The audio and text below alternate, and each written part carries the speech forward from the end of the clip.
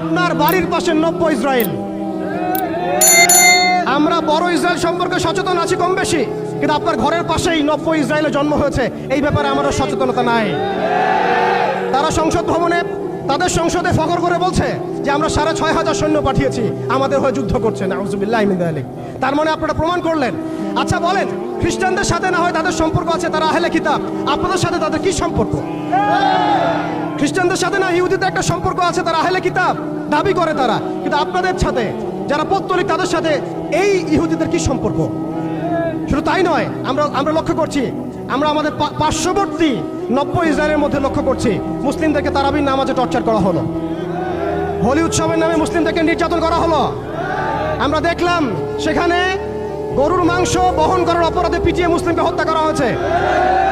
Lakh lakh acre জমি যেগুলো আমরা ওয়াকফ করেছিলাম, সেই জমিগুলোকে রাষ্ট্রীয়ভাবে বাজেয়াপ্ত করা হয়েছে। আমি যদি একটা জমি মাদ্রাসায় দান করি, আপনার কোন এখতিয়ার আছে সেটাকে আপনি রাষ্ট্রীয় বাজেয়াপ্ত করতে পারেন? এখানে মানবতা কোথায়? এখানে গণতন্ত্র কোথায়?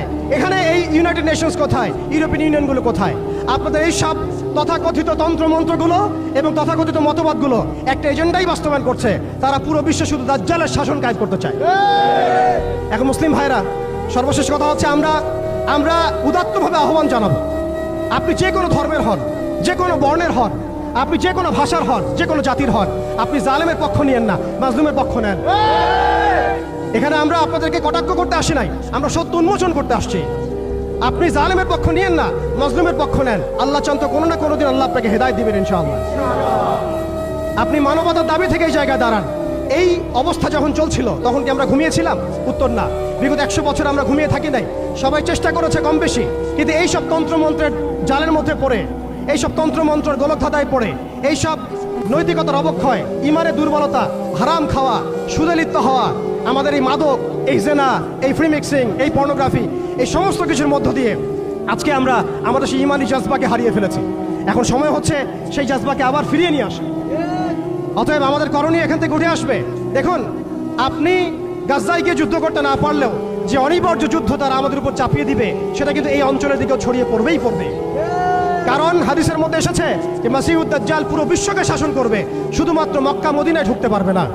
অতএব সারা বিশ্বের মধ্যে সে যুদ্ধের দাবানল ছড়িয়ে দিবে, এতে কোনো সন্দেহ নাই।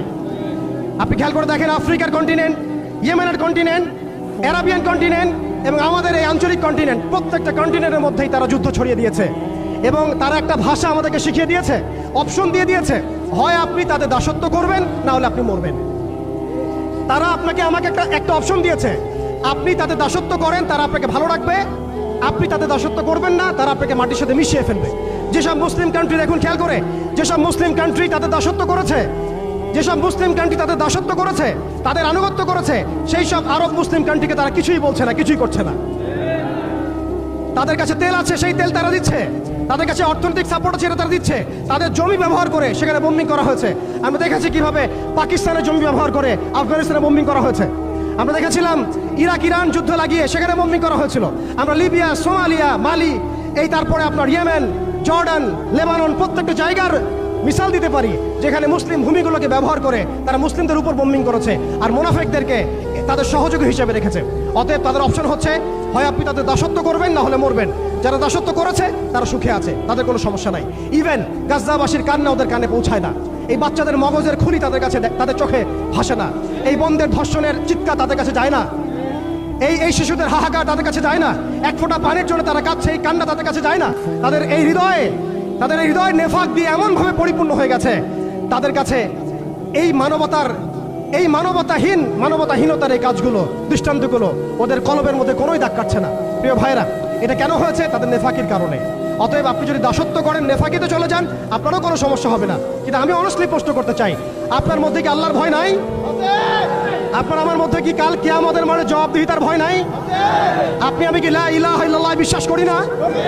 আপনি আমি কি মুহাম্মদুর রাসূলুল্লাহ বিশ্বাস করি না? আপনি আমি কি মুহাম্মদ রাসূলুল্লাহর উম্মত নই?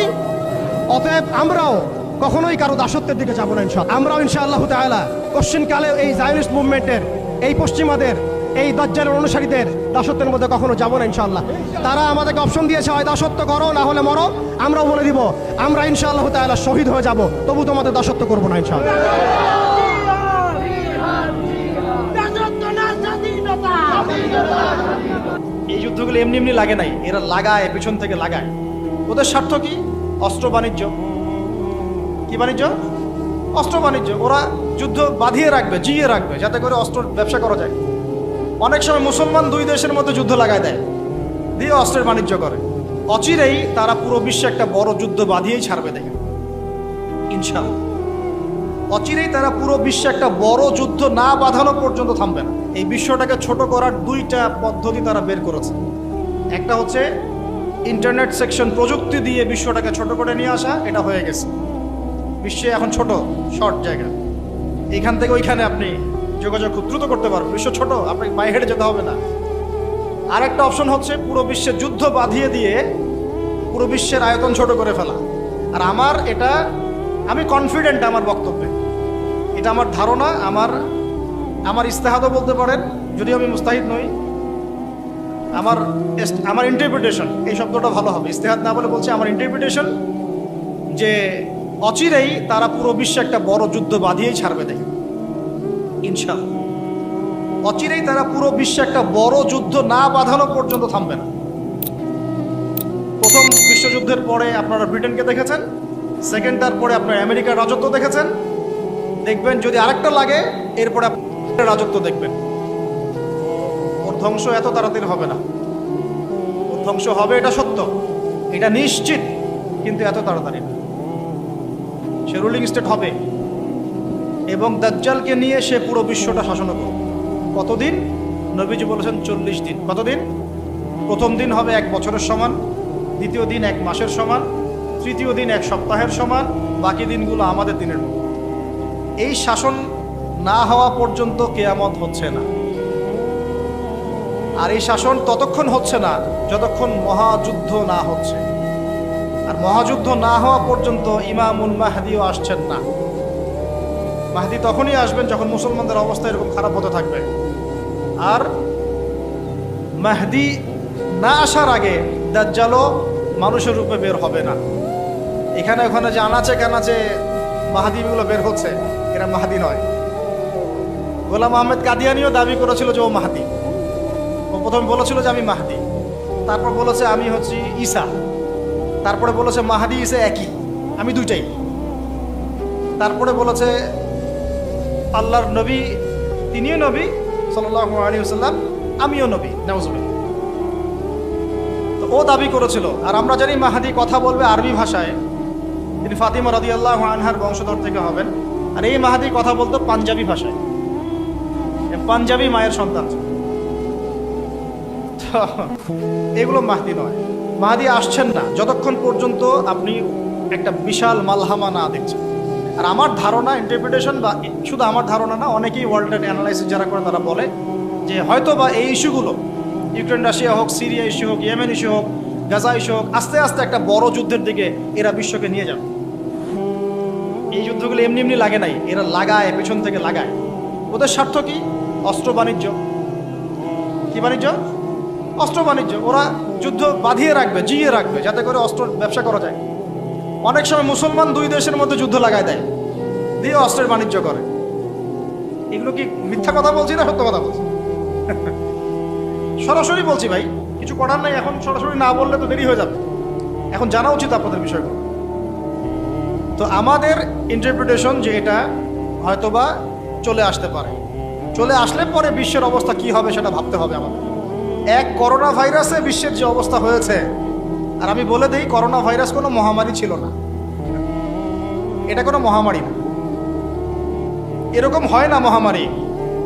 মহামারী মানে একটা এলাকার র্যাপিডলি মরে ধুয়ে সাফ হয়ে যাবে, এটাকে বলা হয় মহামারী। আপনার জ্বর হয়, আমার হয় না, আপনি মরেন, আমি মরি না, আপনার বেশি ইফেক্ট হয়, আমার হয় না, এমন মহামারী, সার্কাস মহামারী হয় না।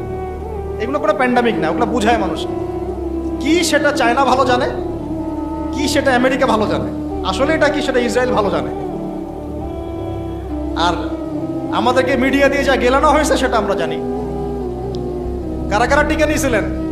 সবাই তো টিকা নিয়েছেন মনে হয়। আচ্ছা, মাশাআল্লাহ, অনেক, ইনশাল্লাহ বহুত ফায়দা হবে। ঠিক আছে, ইনশাল্লাহ বহুত ফায়দা হবে।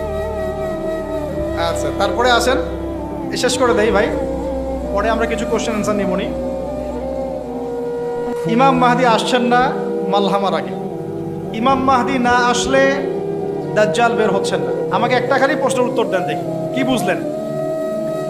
দাজ্জাল কি একা একা ওয়ার্ল্ডটাকে শাসন করবে? যে আমি বের হইলাম, এই সবাই আমার আনুগত্য করে, এমন হবে বিষয়ে? এমন হয় কখনো? তার অনুসারী লাগে না? ওরা ওর বিরুদ্ধে যাবে না। তাহলে এরা সবাই একই সূত্রে গাথা, এরা আলাদা কেউ না, এরা সবাই একই। চাচাতো ভাই, মামাতো ভাই, খালাতো ভাই, এরা সবাই কাজিন সিস্টার। আর আমাদের মুসলিম রাষ্ট্র মাশাআল্লাহ 57টা, আমাদের বক্তব্য এই পর্যন্তই। আমরা তীব্র নিন্দা জানাই, আমরা এই ঘটনার তীব্র নিন্দা জানাই। বাস দ্যাটস অল। এর চেয়ে বেশি কিছু বলারও নাই। আমরা হাসছি, বাট আমাদের কাঁদা উচিত। মুসলিম রাষ্ট্রগুলোর মধ্যে পারমাণবিক বোমা নাই, নাই। আরব রাষ্ট্রগুলোকে অস্ত্র শূন্য করে দেওয়া হয়েছে, নিজেরা অস্ত্র প্রডিউস করতে পারে না। এরা তেল দেয়, তেল দিয়ে কিছু ডলার পায়, ওই ডলার দিয়ে আবার ওর কাছেই অস্ত্র কিনে। আপনারা একটু বোঝার চেষ্টা করেন। যখন আমরা এগুলো পড়ছিলাম ইউনিভার্সিটিতে, তখন এগুলো বুঝতাম না। ইউনিভার্সিটিতে আমরা এগুলো ঝরঝরা করে মুখস্থ করেছি, বিশ্বাস করেন। এই যে ওদের অ্যালায়েন্স, পলিটিক্যাল অ্যাফেয়ার্স, এইটা ওইটা, এগুলো মুখস্থ আমাদের, কোনটা কোন সাল কি ছিল, এখনই বরং ভুলে গেছে। কিন্তু ইসলামের সাথে যখন এটা মেলানো শুরু করলাম, তখন দেখলাম যে বাপরে বাপ, গভীরে তো অনেক কথা আছে, এর শেকড় তো অনেক গভীর। মানে বিষয়টা বোঝেন যে আমি তেল বিক্রি করব শুধুমাত্র ডলারে, অন্য কোনো কারেন্সিতে না। মানে ধরেন যে এই ব্রিফকেস ভর্তি টাকা আছে, কি আছে ভাই, এটাতে ধরেন যে 1 কোটি টাকা আছে, আর আমি গেলাম আবুধাবিতে। কোথায়? আবুধাবি। তো গিয়ে বললাম যে শেখ, এই যেখানে এই ব্রিফকেসে 1 কোটি টাকা আছে, নট ডলার, টাকা, আমাকে 5 লিটার তেল দেওয়া যায়? জীবনে আমাকে তেল দিবে না। এই বক্সটা আমি নিয়ে গেলাম টাকার জায়গায় ডলার দিয়ে, শেখ আমার কাছে ডলার আছে 1 ব্রিফকেস, আমাকে কি এখন তেল দেওয়া যায়? অবশ্যই। কুল্লু খালাস, আসেন। অবশ্যই, ইয়া হাবিবি কুল্লু খালাস, আসেন তেল নিয়ে যান। হাবিবি বলবে তখন, আসেন তেল নিয়ে যান। এই যে শুধুমাত্র ডলার দিয়ে তেল কেনা বেচা করার চুক্তি, এর নাম হলো পেট্রো ডলার মনিটরি সিস্টেম। আপনি ডলার ছাড়া অন্য কোনো কিছুতে তেল কিনতে পারবেন। গাদ্দাফি চেষ্টা করেছিল, মেরে দেয়া হয়েছে, ঠিক আছে। তারপরে আরো অনেক কান্ট্রি, সাদ্দাম হোসেন ট্রাই করার চেষ্টা করেছিল, মেরে দেওয়া হয়েছে। এই চায়না, রাশিয়া এখন চেষ্টা করছে যে আমরা অন্য কারেন্সিতে তেল কেনা বেচা করব। ইরান মাঝখানে চেষ্টা করেছে আমরা সোনা দিয়ে তেল কেনা বেচা করবো, সোনা দিয়ে। ওই জন্য দেখেন ইরানের সাথে অলওয়েজ লেগে আছে, অলওয়েজ একটা ফিকশন লেগে আছে। এখন কথা হচ্ছে এই যে কেনা বেচাটা জায়েজ না জায়েজ বলেন দেখি, এটাও ভাইদের কাছে ফতোয়া নিয়েন। এতে করে কি হলো, ডলার হয়ে গেল সুপিরিয়র কারেন্সি, ও আধিপত্য বেড়ে গেল, আধিপত্য বেড়ে গেল। যদি আমরা টাকা দিয়ে তেল কেনা বেচা করতে পারতাম, তখন আমার টাকার মান থাকতো বেশি, ওদের মান থাকতো কম। তখন ডলারকে কেন্দ্র করে সব টাকা পয়সার মান নির্ধারণ করা শুরু হলো। কথা বুঝতে পারছেন? এই চুক্তিটা করেছে আরবরা। কারা করেছে? আরবের গলফ কান্ট্রিরা। এর পিছনে একটা ঘটনা আছে। বাদশাহ ফয়সাল রাহিমাহুল্লাহ তিনি তেল বয়কট করেছিলেন, তারপরে হেনরি কিসিঞ্জার এসে এই চুক্তি করেছে। এটা অনেক আগের কথা, এটা চতুর্থ যুদ্ধের কথা, 1973 সালের দিকের কথা। এখন এই তেলের উপর নিয়ন্ত্রণ তারা নিয়ে নিল ডলার দিয়ে। যেটা বলতে চাচ্ছি শুনুন, বুঝেন। আমি ডলার দিলাম আপনাকে। আপনার নাম কি ভাই? আপনার নাম কি? হ্যাঁ হ্যাঁ, সাকিব। সাকিব আল হাসান ভাইকে আপনি খেলা বাদ দিয়ে এখানে কি করছেন? আচ্ছা, সাকিব ভাইকে আমি ডলার দিলাম এক ব্রিফকেস, এবং তিনি তেলের মালিক মনে করেন। এখন ভাই আমাকে তেল দিলেন, তা আমি তেল মাশাআল্লাহ আমার দেশে নিয়ে গিয়ে বাংকার আছে, বাংকার, ওই বাংকারের নিচে তেল ঢুকে রিজার্ভ করে রেখে দিলাম, যাতে ভবিষ্যতে এটা কাজে লাগে। কারণ তেল ছাড়া তো বিশ্ব অচল। আপনি তেল ছাড়া এই বিশ্বে কিচ্ছু চালাতে পারবেন না, পারবেন? কিচ্ছু চালাতে পারবেন না, পুরোই অচল। এখন ভাই তো আবার অস্ত্র শস্ত্র তার কাছে নাই, সে আমার সাথে বন্ধুত্ব করেছে। এখন আমি তাকে বোঝাচ্ছি যে আপনার তো নিরাপত্তার জন্য অস্ত্র দরকার, আপনার আশপাশে অনেক শত্রু আছে, শত্রুরা তো অভাব নাই, তাহলে অস্ত্র কিনতে হবে না আপনার? ও বলছে হ্যাঁ কিনতে হবে। তো তাহলে অস্ত্র তো আপনি বানাতে পারেন না, সেই প্রযুক্তি আপনার নাই। আমার দেশে অনেক অস্ত্র আছে, এগুলো আপনাকে দেই, আপনি ডলার দিয়ে এগুলো কিনে নেন। প্রথমে যে ডলারটা আমি ওকে দিয়ে তেল নিয়েছি, ওই ডলারটা আমি আবার ওর কাছ থেকে নিয়ে আমার অস্ত্র দিলাম ওকে। লাভকার, বুঝেন নাই মনে হয়? প্রথমে আমি দিয়েছি ওকে ডলার, সাকিবকে, সাকিব দিয়েছে আমাকে তেল, সেই তেল নিয়ে আমি আমার দেশে রিজার্ভ করেছি, তেল তো আমার থাকলোই। আর আমার ডলার হলো কারেন্সি, সুপিরিয়র কারেন্সি, যা দিয়ে অন্য কারেন্সির মান নির্ধারণ করা হয়। এবার ওকে বুঝালাম তোমার অস্ত্র নাই, তো ও বলছে তো আমার তো প্রযুক্তি নাই, তাহলে আমাকে আপনি কিছু অস্ত্র বিক্রি করেন আমার কাছে। তা আমি কিছু অস্ত্র, আমার তো অস্ত্রের অভাব নাই, আমি যত ইচ্ছা এগুলো বানাতে পারি। যেটা বানাচ্ছি ওর চেয়ে অত্যাধুনিকটা আমার কাছে আছে। ওকে এমন কিছু দিব না যেটা দিল ও আবার আমাকে আক্রমণ করতে পারে। ওকে এমন অস্ত্রই দিব যেটা আমার প্রতিহত করার ক্ষমতা আছে। ব্যালিস্টিক মিসাইল ওকে দিব না, ওকে অন্য কিছু দিব। আমি এখন ওকে অস্ত্র কিছু দিলাম, ওই যে ডলারটা প্রথমে দিয়েছি ওইটা আবার সে আমাকে দিয়ে দিল। কিছু কি বুঝলেন? এইটাই চলতেছে আরবের মধ্যে। অথচ এই সার্কাসটা কিম জং উন অনেক বেশি বুঝেছে আগে। ও বলছে তোদের সাথে চলি না, আমি চায়নার সাথে চলবো, রাশিয়ার সাথে চলবো, এই যে অস্ত্র বানাবো। দেখেন নাই কয়দিন আগে গোলগাপ্পু একটা মানুষ আসে আর বলে যে এই যে বিচার চালাচ্ছে, দেখেন নাই? ও ভালো কাজ করছে, তাও মাশাআল্লাহ। হ্যাঁ, আমি সে মুসলিম না, কিন্তু বলছি যে ওই সেন্সে সে ভালো কাজ করছে। এই নিয়ন্ত্রণটা ওরা দখল, জায়নিস্টরা নিয়ে নিয়েছে। জায়গার, ভৌগোলিকত্বের, মিডিয়ার, প্রযুক্তির, অস্ত্রশস্ত্র, তেলের, সব কিছুর। এখন আমাকে বলেন, তাহলে দাজ্জাল এখনো বের হয় নাই কিন্তু তার অনুসারীদের আজকে এই অবস্থা, তাহলে আসলে কি সময় খুব বেশি বাকি আছে না কম আছে? আস্তে আস্তে বিশ্ব এদিকে যাচ্ছে। তবে সুসংবাদ, আমাদের জন্য সুসংবাদ হচ্ছে এই সময়টা আস্তে আস্তে আস্তে অনেক মুসলমান শাহাদাত বরণ করবে ইনশাআল্লাহ, এবং তারা জান্নাতে শহীদ হয়ে পাখি হয়ে যাবে ইনশাআল্লাহ। ওটাই তো চূড়ান্ত সাফল্য, তাই না? আমাদের মায়েরা বোনেরা মরেন নাই, তারা এখনো জীবিত জান্নাতে আছে, এবং তারা এই দুনিয়াতে আরো বারবার ফিরে আসতে চাচ্ছেন। এখন আল্লাহ আমাদেরকে আরো একবার ফিরিয়ে দিন, আবার শহীদ হয়ে আপনার কাছে আসবে। ওরা এই দাবি করছে আল্লাহর কাছে। আমাদের বোনরা মরে নাই, আমাদের ভাইরাও মরে নাই, আমাদের বাচ্চারাও মরে নাই, কারণ এই জীবনটাই চূড়ান্ত জীবন না। তার মানে এই না যে আমরা ওদের এগুলো মেনে নিব। আর আমরা এই হাদিস খুব ভালো করেই জানি যে খোরাসান থেকে ব্ল্যাক ফ্ল্যাগস যাবে, এমন একটা জৈশ যাবে, ফালা নি'মাল জৈশু জৈশুহা, না ফালা নি'মাল আমিরু আমিরুহা ওয়ালা নি'মাল জৈশু যালিকাল জৈশ।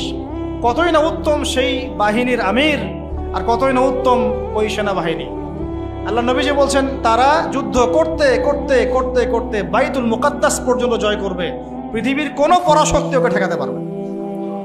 আর যদি সেটা এই বিশ্বে হয় তাহলে আমরা বুঝতে পারছি এরা কারা হবে। যদি সেটা এখন হয়ে যায় আগামী 10-20 বছরের মধ্যে, আল্লাহ ভালো জানেন, আমরা জানি না, 100 বছর পরেও হতে পারে, তাহলে আমরা বুঝতে পারছি তারা কারা হতে পারে। আমরা তো বুঝতে পারছি ওয়ার্ল্ডের মধ্যে কারা কি করছে। হ্যাঁ, যাদের প্রতি মহব্বত রাখলে আপনাকে আবার বলছে আপনি মুনাফেক, টাটকা মুনাফেক, তাজা মুনাফেক, অমুক মুনাফেক, তমুক মুনাফেক। আল্লাহ সুবহানাহু ওয়া তাআলা এদের ভাগ্যে হেদায়েত থাকলে হেদায়েত দান করুন, না থাকলে আল্লাহ পাক এই কলঙ্ক, এই উম্মাহকে এগুলো থেকে কলঙ্ক মুক্ত করুন। শেষ করি। এখন সুসংবাদ কি? সুসংবাদ হচ্ছে, এটা তো সুসংবাদ গেলই, আর আল্লাহ রাব্বুল আলামিন এই মিথ্যা মাসিহকে মেরে ফেলার জন্যে আসমান থেকে সত্য মাসিহকে আবার পাঠাচ্ছেন ইনশাআল্লাহ। এবং তিনি ইমামুল মাহদী আসার আগে আসছেন না, আসার পরে আসবেন। আসার আগে না পরে?